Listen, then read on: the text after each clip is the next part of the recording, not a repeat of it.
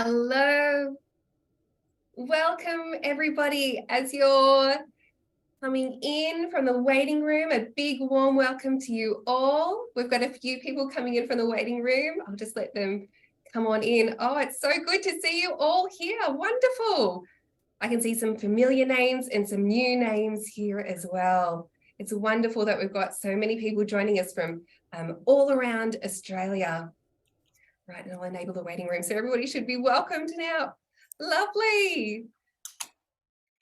So we are here at the ASIN chapter conversations, and it's such a privilege to bring this online event to you all today. It's wonderful that you've taken the time out of your days to spend it to talk about work integrated learning, and specifically today to have a chat about diverse career options for our students.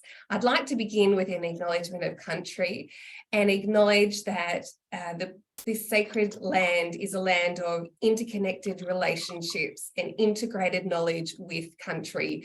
I'm currently sitting on Dharawal country, which is Wollongong, and here the university sits at the foot of Grandmother Mountain. Grandmother Mountain is Mount Kira, and it reminds us that knowledge is within country, knowledge is in the land, it is an integrated landscape. And I'd like to pay my respects to elders past, present, and emerging as we learn across diverse countries today in this virtual space. My name is Dr. Bonnie Dean, and I'm the chapter chair of the New South Wales ACT ASIN chapter, and it's my great privilege to be hosting this event today. Just some small housekeeping. If there are technological failures or disruptions, please log off and log straight back into the same link. I will get you all to turn your videos off and keep yourself on mute to save bandwidth. But when we go into breakout rooms, this is where you are highly encouraged to turn your videos on and unmute yourself. And I encourage you to share your practices and perspectives and reflections.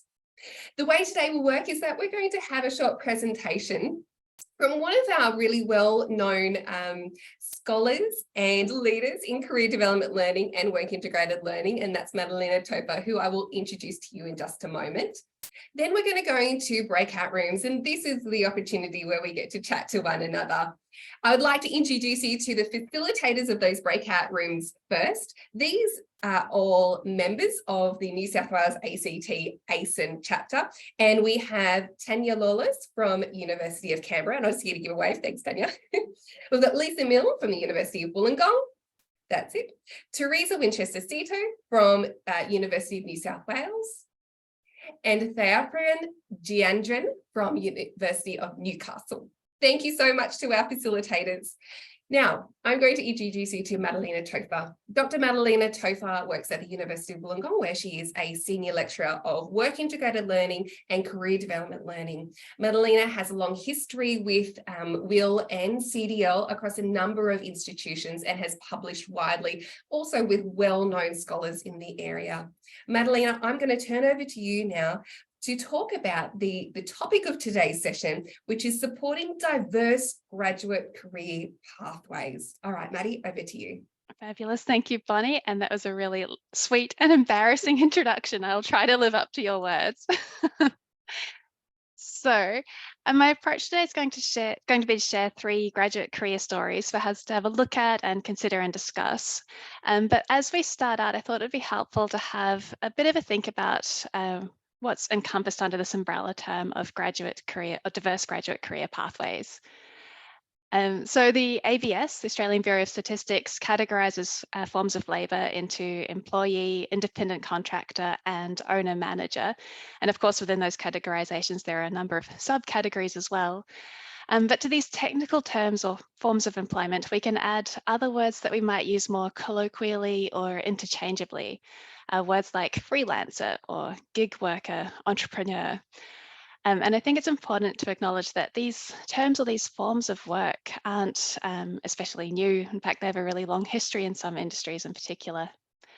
And in relation to these various forms of work or employment, career development theories offer terms that sort of capture this shift from seeing careers as occurring in a linear way within an organization or a specific occupation, with an emphasis on progression and promotion, to a kind of career that's non-linear, that's more individually driven and might not be within a specific organization or field. So we get words like portfolio career or boundaryless career, for example.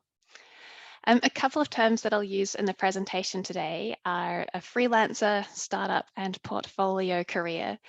So just to define those for to help as we progress, a freelancer is defined by Kitching and Smallbone as an independent professional who supplies labour services to clients on a temporary basis under a contract, and then neither an employee nor an employer. Startups, there are lots of different definitions for those as well, but they're generally characterized by things like having a product or service that disrupts in some way, seeking external capital and funding to quickly scale. And the final term that we'll come across is a portfolio career. And Handy's definition from 2004 is useful here. He described a portfolio career as a collection of different bits and pieces of work for different clients. And so a portfolio career could encompass having several related or unrelated jobs and having various positions simultaneously and doing different bits of pieces of work for different employers.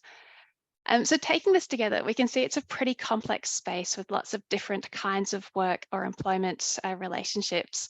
So then how might we start to unpick what this might mean for graduates or understand how graduates pursue and navigate these various kinds of work and employment relationships and build careers? And so what we'll do today is have a look at 3 career stories, because I think it's kind of helpful to see actual career trajectories of actual humans, to get a bit of an insight into how they did it, why they did it, and what it's like. And these stories come from research that was conducted a little while ago, and I can see some of the collaborators are here as well, so that's really cool. And in the study, we conducted a survey of graduates from business and creative industry degrees from 3 Australian universities. And then subsequently, we completed interviews with graduates from those degree programs. At the time of the interviews, everybody was 1 to 5 years post-study completion. And during the interviews, we drew what we call sociograms to kind of map out the connections between different aspects of their stories as they were talking us through what had happened in their careers. So today we'll look at 3 graduates, a Bachelor of Arts Media graduate who works as a freelancer, an industrial design graduate who works as a freelancer and has a portfolio career, and a Bachelor of Economics and Applied Finance graduate who has a startup. And we'll start having a look at those stories now. So this is our first sociogram, and as you can see, it's hand-drawn and pretty busy. The things to focus on as we look at each of these diagrams, firstly, triangles symbolize some kind of work experience. So each triangle could be an internship, a job, a contract, a client, and so on. And all the smiley faces represent people, happy little humans that were important in the person's career trajectory. So our first graduate studied a Bachelor of Arts majoring in media, and upon graduating, they worked first at an events ticket company and then at a youth media company. And they described the transition from being a full-time employee to working as a freelancer as a personal decision. And they explained that, there were lots of great things about working in that company, but I always felt that it kind of grated with my personal values, and it was hard to get long-term motivated about that or feel okay about that. So what I decided to do is to freelance so I could pick people to work with who are doing work that I believed in and that was motivated by something other than just profit, basically. In making that transition from working as an employee to freelancing, I think the importance of social networks and those connections becomes really apparent. So we can see, for example, that colleagues recommended this person for short-term contracts. They were able to continue freelancing at the company they used to work at. Their boss and colleagues recommended a client, for example. And it was interesting at the end of the interview, she reflected that she used to believe it was all kind of a meritocracy, but looking at this, she could see that networking had actually been a really important part of her career. And there were only a couple of things that she had applied for competitively, and everything else that had happened had come through colleagues, through friends, and through networking at events. At the time of the interview, she explained that she'd reached a pretty solid, stable point and things were going well, but there was still kind of an underlying sense of uneasiness in some ways. At the point of the interview, she was trying to figure out, like, how do I take a holiday while I'm a freelancer? Like, will that be okay, or might I lose clients, for example? And she reflected, as a freelancer, it's kind of tricky. Like, there's a certain level of security that comes from being an employee. And I don't really have that at the moment, and I'm not missing it. But like in 10 years' time, it'll probably be a different story. And she was reflecting on, if I wanted to start a family, for example, could this work? And so I think that's a really interesting observation, that this freelancing was working really well for her at the point of the interview, but it might not be the right thing for her forever. Our second graduate has a different looking career trajectory, and they studied a Bachelor of Industrial Design and now have a portfolio career and describe themselves as a freelancer. I think one of the things that's really interesting about this person's career trajectory is that there's no clear boundary between when they were a student and when they became a professional. So all through these years while they were studying, their career had actually already started. And the second thing that I think is quite interesting about this person's career is that online tools have been key to both generating and responding to opportunities and connecting with peers and colleagues throughout their career. So if we look way back at the very start, they had a Tumblr page. I don't know if anybody still remembers Tumblr, but more recently they've used Behance and Instagram as well. And that those tools have been really key to showcasing their work and showcasing their learning process and enabling them to connect with others along the way. The other thing that we can observe about this person's career, I think, is that it's a really busy picture. So if we look along here, there's lots and lots of different triangles, lots of different projects and contracts all of the way through.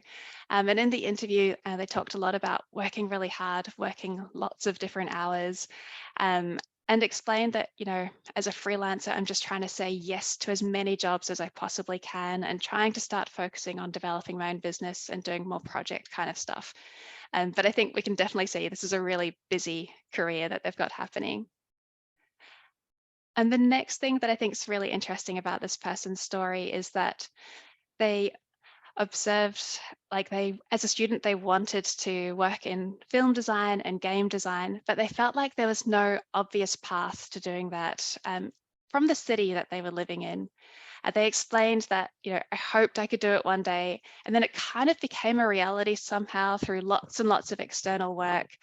And it felt intuitive. And looking back, it's like, wow, that was just a fluke. It's very weird. It's just this kind of mentality of give it your best shot and then see what happens. And none of it was planned.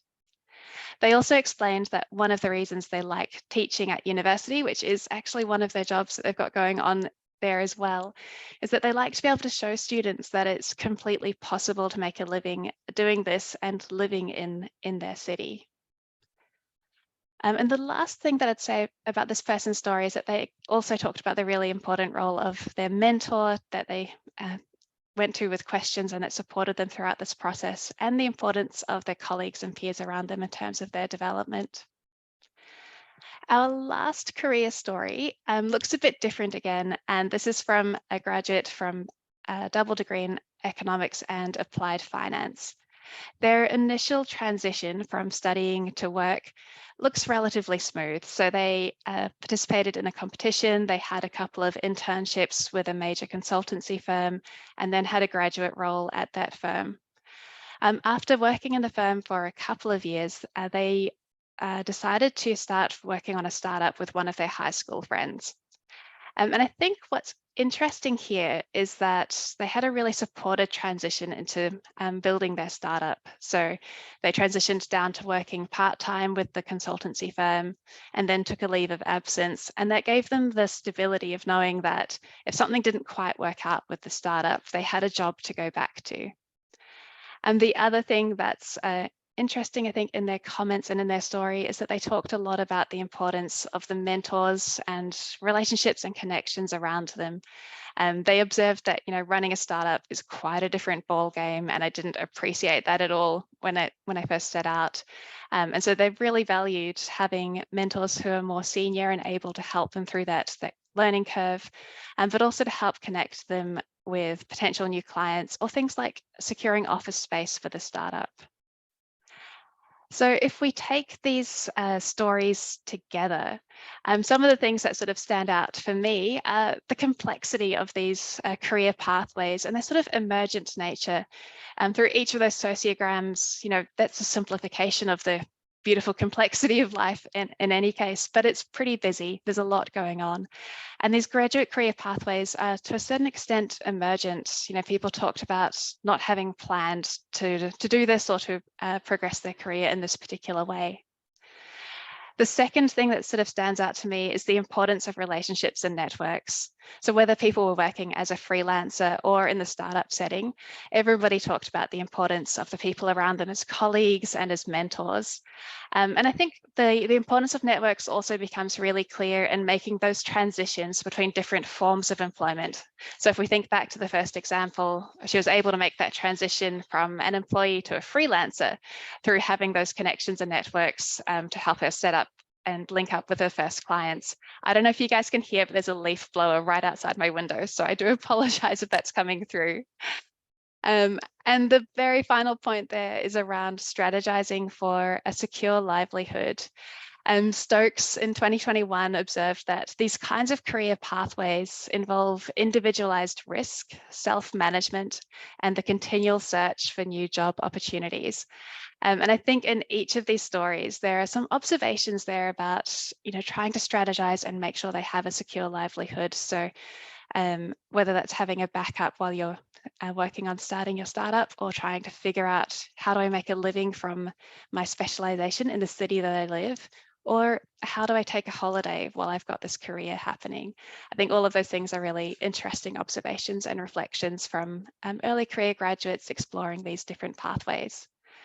And so on that note, I'd love to hand it over to you guys to have some discussions. I'm super interested to see if these career stories resonate with your discipline, your industry, or your teaching context. And because obviously these came from business graduates and creative industries degrees. And so I think it'd be really interesting to see if they resonate in other contexts as well. But secondly, what do we think universities should be teaching students about the world of work and these different kinds of career pathways? And finally, what's the university's role in promoting diverse career pathways as well? And I will hand it back to Bonnie.